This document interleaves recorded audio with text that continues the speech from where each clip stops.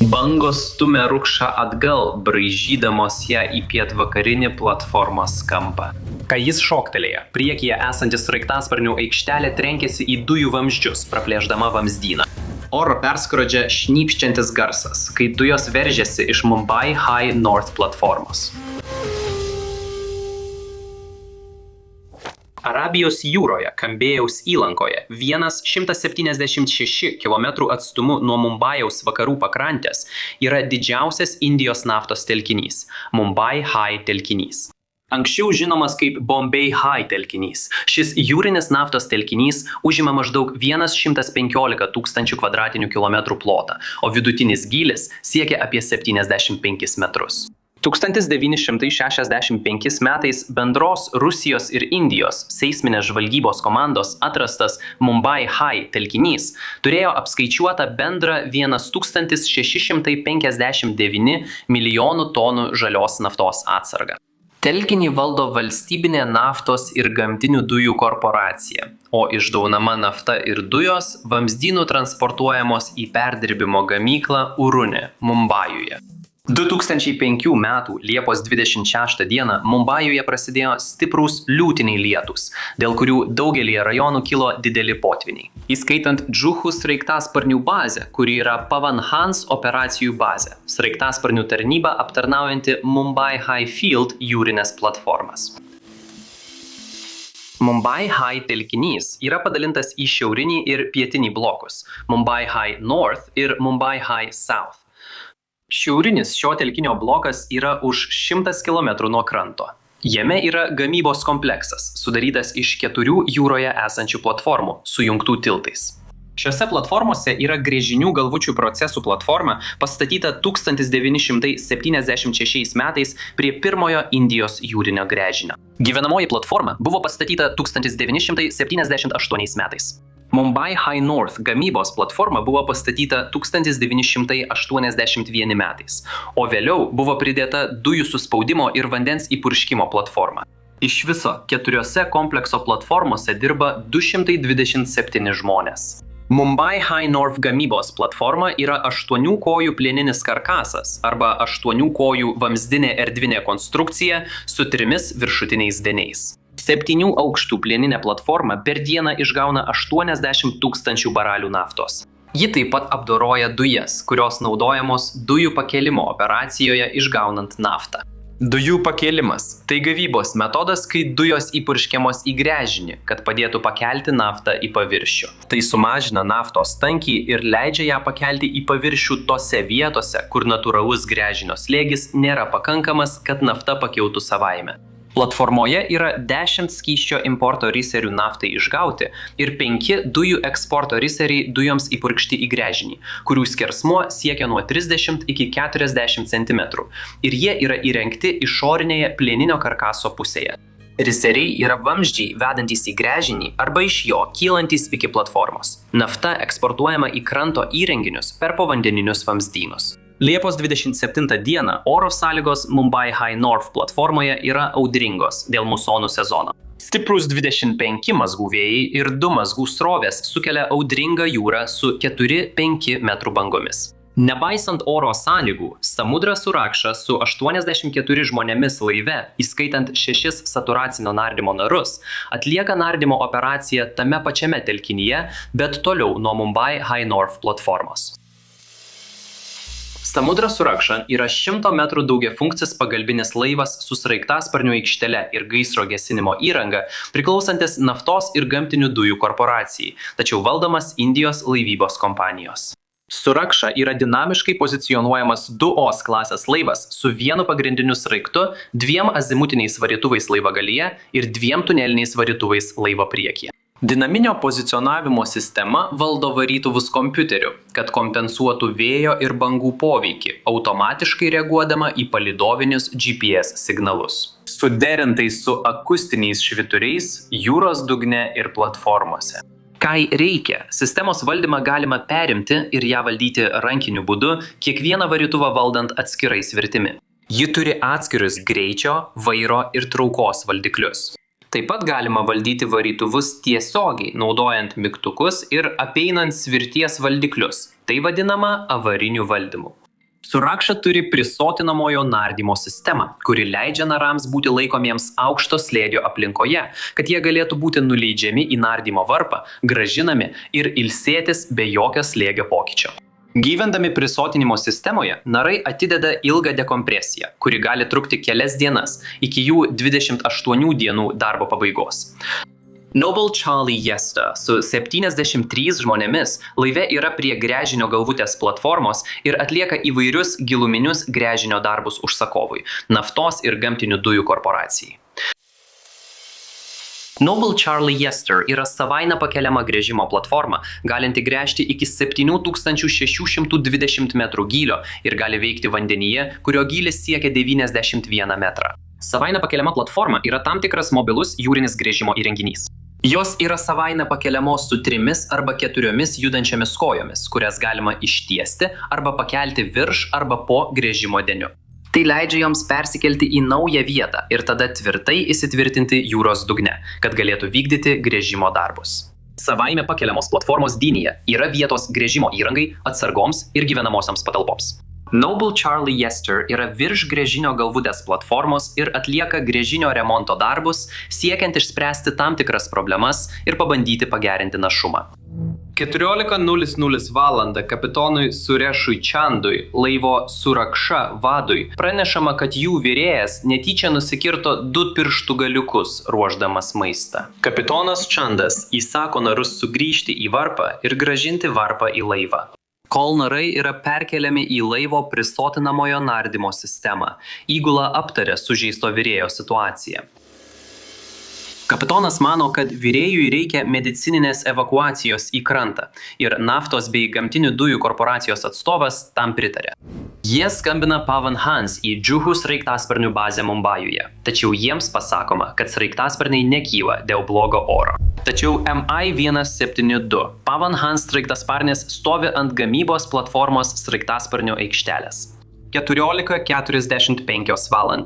Kapitonas Čandas laive Surakša skambina gamybos platformos vadovui ir prašo perkelti sužeistą virėją sraigtasparnį. Dėl aukštų bangų ir 5 metrų bangavimo nusileisti ant Surakšos, kad paimtų sužeistą virėją, yra per daug pavojinga, todėl prašymas atmetamas. Kapitonas Čandas prašo leidimo perkelti sužeistą virėją į gamybos platformą, naudojant žmonių perkelimo krepšį, kad jis galėtų gauti tinkamą medicininę pagalbą. Surakšai liepiama laukti, nes prie platformos dirba aprūpinimo laivas. Surakša skambina gyvenamajai platformai prašydama gydytojo pagalbos, bet gydytojas nėra pasiekiamas. Tada Surakša klausia vienos iš jack apgręžimo platformų ABN5, ar sužeistas virėjas galėtų būti perkeltas pas juos geresniai priežiūrai. ABN5 atsisako. Jie sako, kad negali apgyvendinti sužeisto žmogaus per naktį. 15:30 val. Surakša vėl paskambina gamybos platformai. Kapitonas Čanas kalbasi su gamybos platformos vadovu, kuris galiausiai sutinka leisti perkelti žmogų krepšiu, naudojant pietinį kraną. Tai sudėtingesnė operacija, nes ji vykdoma priešvėjinėje pusėje arba atsukta į vėją. Tai reiškia, kad kai kranas kels virėją iš Sorukšos į platformą krepšyje, oras stums Sorukšą link gręžimo įrenginio stipriame vėjyje ir banguotoje jūroje. Pavėjinės pusės kranas, esantis platformos gale, kuris yra apsaugotas nuo vėjo, neveikia dėl mechaninių problemų. Pavėjinė pusė būtų palankesnis pasirinkimas, nes Sorukša būtų stumiama nuo platformos, o ne link jos. Sorukša juda link pietinės gamybos platformos pusės. Pakeliui kapitonas Čanas pastebi, kad kompiuteriu valdomas dešinysis azimuto varytuvas patiria problemų. Vyriausiasis inžinierius pasiūlo atidėti prisiartinimą, kad galėtų suremontuoti sugedusi varytuvą. Tačiau jie jau prarado daug laiko ieškodami medicininės pagalbos sužeistam virėjui, todėl kapitonas nusprendžia tęsti. Jie perjungia dinaminio pozicionavimo sistemą į rankinį valdymą, naudodami valdymo svirtį avariniu režimu. Sorukša įplaukia atbulomis, jos priekis nukreiptas į 35 mazgų vėją, 3 mazgų srovę ir 5 metrų bangavimą. 16:05 val. Sužeistas virėjas sėkmingai perkeliamas krepšiu, naudojant pietinį kraną ant gamybos platformos. Kai Sorukša pradeda tolti, didelė banga trenkėsi į laivą, stumdama jį atgal prie pietvakarinio platformos kampo. Kai laivo priekis pakyla iš bangos įdubos, sraigtasparnio aikštelė užkliudo eksporto dujų pakėlimo vamzdžius. Šie vamzdžiai yra įrengti už platformos konstrukcijos ribų. Jie turi apsauginius skydus, pritvirtintus šiek tiek virš jūros lygio, kad apsaugotų nuo mažesnių jūrinių tiekimo laivų. Sorukša yra didelis daugiafunkcis pagalbinis laivas ir kai jis atsitrenkia, vamzdynas pratrūksta, leidžiantis dujoms ištrūkti. Platformos įgula išgirsta stiprų šnypštimą, kai dujas išsiveržia iš pažeistų vamzdžių, perskrodžia Sorukšos sraigtasparnių aikštelę, trenkiasi į tiltą ir užsiliepsnoja, pavirsdamos ugnies kamuoliu, kuris greitai apgaubia Sorukšą. Iš vamzdžių išsiveržia reaktyvinė liepsna, kai aukštas slėgio dujos ištrūksta ir užsidega. Ugnis greitai išplinta į gretimus vamzdžius, kurie yra arti vienas kito ir neturi priešgaisrinės apsaugos. Ugniai stiprėjant įvyksta 3 iš eilės sprogimai, kurie nuniokoja gamybos platformą ir persimeta į gyvenamąją platformą. Avarinio uždarimo vožtuvai yra aktyvuojami, tačiau kai kurie pažeisti vamzdžiai yra net iki 12 km ilgio ir juose laikosi didelis kiekis dujų bei naftos, kurios toliau veržiasi lauk, liepsnas kyla iki pat denio lygio. Sprogimai nuniokojo pietinį kraną ir pražudė operatorių.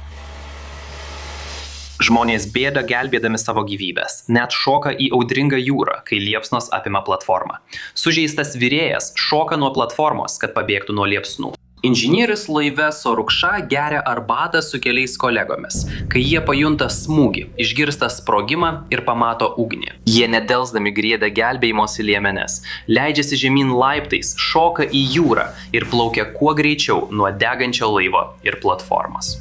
Jie neturi laiko nuleisti gelbėjimo valčių. Kapitonas Chandas, esantis Sorukša tiltelio poste, manevruoja savo degantį laivą tolyn nuo gamybos platformos, kurią apėmė liepsnos. Aviacinio kuro bakas sprogsta ant platformos. Nuolaužas ir kuras iš viršuje esančios platformos krinta ant Sorukša, užliedami ją ugnimi. Radio operatorius gamybos platformoje girdi sprogimų garsus. Jis išeina iš radio kambario patikrinti ir pamato gaisrą pietinėje platformos pusėje bei laive Sorukša.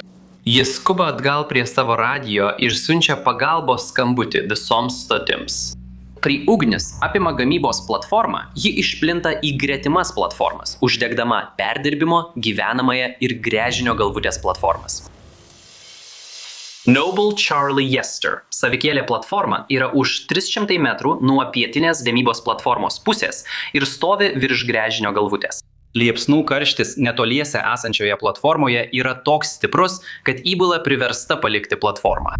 73 žmonės esantys platformoje evakuojasi, tačiau jiems pavyksta nuleisti tik pusę gelbėjimo valčių. 2 žmonės platformoje žūsta nuo karščio. Ugnis yra tokia intensyvi ir plinta taip greitai, kad iš viso Mumbajaus šiaurinio komplekso pavyksta sėkmingai nuleisti tik 2 iš 8 gelbėjimo valčių ir 1 iš 10 gelbėjimo plaustų. Tie, kurie nespėja patekti į gelbėjimo valtis, šoka tiesiai į jūrą. Kai kurie turi gelbėjimosi liemenes, tačiau kiti nespėja jų susirasti. Per mažiau nei 2 valandas Mumbajaus High North naftos gavybos platforma sugriūva į jūrą. Sorukša netenka elektros ir pradeda visiškai dreifuoti, pasiduodama stiprioms srovėms ir didelėms bangoms. Laivas vis dar dega ir gresia nuskęsti. Kapitonas Chanas duoda įsakymą palikti laivą. Hiperbarinė gelbėjimo valtis, esanti Sorukšos kairiajame borte, yra apgadinta ugnies, todėl prisotintiems narams nepavyksta palikti laivo.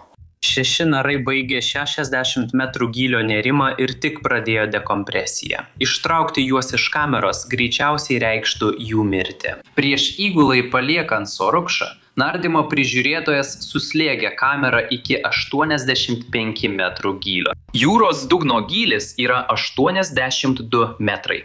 Ši ekstremali procedūra reikalauja suslėgti kamerą iki šiek tiek didesnio gylio nei jūros dugnas. Jei laivas nuskęs su narais viduje, tai neleis kamerai atsiverti ir užsiplūsti vandeniu. Radio eteryje girdimas pokalbis tarp jūroje veikiančių tiekimo laivų. Įvyko sprogimas Mumbajaus High North naftos gavybos platformoje. Mumbajaus High North naftos gavybos platforma dega.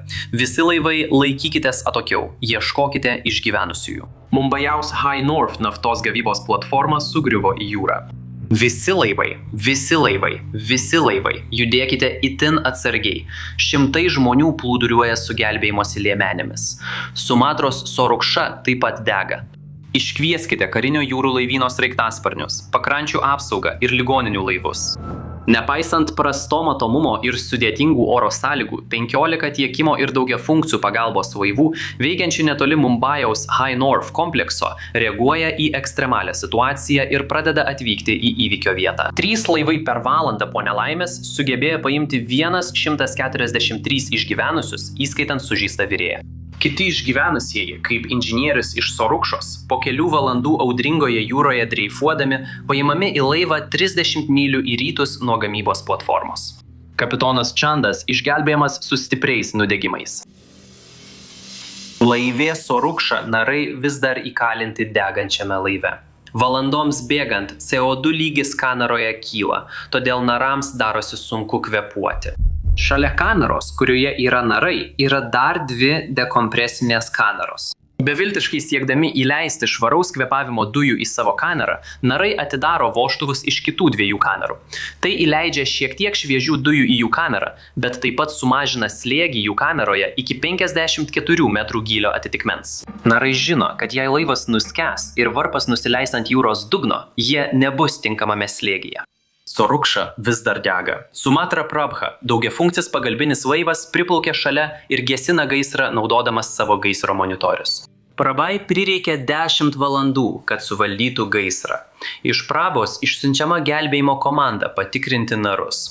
Gelbėjimo komanda per slėgio liuką perduoda junginį, vadinamą SodaSorb, į prisotinimo kamerą, kad sugertų CO2 ir kitas rūgštines oro sudedamasias dalis. Tada ji į kamerą pumpuoja naują deguonies ir helio mišinio tiekimą.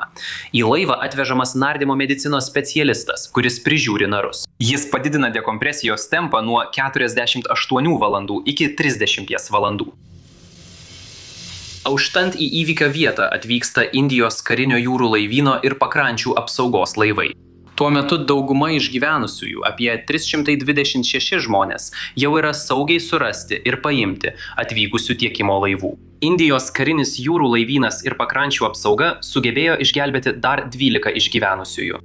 Per 15 valandų laikotarpį iš 384 žmonių buvusių nelaimės vietoje buvo išgelbėti 362. 11 žmonių paskelbiami mirusiais, o 11 laikomi dingusiais jūroje. Gelbėjimo operacijas stipriai apsunkina oro sąlygos. Musonas kelioms dienoms priverčia visus sraigtasparnius regione likti ant žemės. Kiekvieną valandą didėja Sorukšos nuskendimo rizika.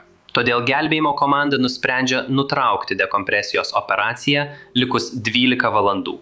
Liepos 29-osios 4 valandą ryto jie sumažina kameros slėgį iki jūros lygio per mažiau nei 30 minučių ir kuo greičiau perkelia narus į dekompresijos kamerą laive Prabha. Slėgis nustatomas į 30 metrų, kad būtų atlikta įprasta dekompresijos procedūra. Visi narai išgyvena. Prabha perduoda Sorukšą vilkikui, kad šis būtų nutemptas į Mumbajų. Po 2 dienų, rugpjūčio 1-ąją, maždaug už 12 jūrmylių nuo Mumbajaus pakrantės, vilkimo virvė nutrūksta ir Sorukša, veikiama stiprių vėjų ir srovių, pradeda dreifuoti šiaurės kryptimi. Didelė banga trenkėsi į Sorukšą, atverčia ir nuskandina laivą 30 metrų gylyje. Gaisras pareikalavo 22 gyvybių, 11 kūnų buvo rasta, o 11 liko jūroje, tarp jų 2 iš Sorukšos. Žala padaryta dėl šio incidento buvo įvertinta apie $370 milijonų, įskaitant Mumbai High North bevybos praradimą, sraigtasparnį, taip pat Sorukšą ir kitus objektus, tokius kaip Noble Charlie Yester savikėlę platformą. Naftos išsiliejimas po Mumbai High North katastrofos nusidriekė iki 16 km 85% gavybos. Buvo atkurta vos per 5 savaitės. Kylamieji vamzdynai buvo nukreiptos į Mumbai High South objektus. 2006 metais Naftos ir gamtinių dujų korporacija išleido $280 milijonų platformai ir jos priedams Mumbai High North telkinyje atstatyti. Nei Indijos valdžios institucijos, nei Naftos ir gamtinių dujų korporacija niekada viešai nepaskelbė jokios oficialios tyrimo ataskaitos. Mumbai High North platformos gaisro metu Indija neturėjo institucijos atsakingos už naftos ir dujų operacijas jūroje. Nebuvo jokių standartų ar taisyklių, išskyrus tas, kurias nustatė Naftos ir gamtinių dujų korporacija platformos operatorius. Dėl šio įvykio 2008 metais Indija sukūrė reguliavimo instituciją, kuri prižiūri ir valdo naftos ir dujų veiklą jūroje.